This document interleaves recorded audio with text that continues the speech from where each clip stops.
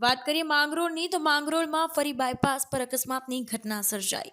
Mangrol bypass road પર ઢોર આડું આવતા અકસ્માતની ઘટના સર્જાઈ છે। સીસીટીવી કેમેરામાં કેદ થયા છે દ્રશ્યો। તો માંગરોળથી પોરબંદર તરફ જતી કારે કાબુ ગુમાવતા રોડ પાસે ઉભેલા ચારનો આબાદ બચાવ થયો હતો, તેમજ સદનસીબે કોઈ જાનહાનિ થવા પામી નથી। માંગરોળ પંથકમાં છેલ્લા એક અઠવાડિયાથી અકસ્માતની હારમાળા જે છે તે સતત ચાલુ છે।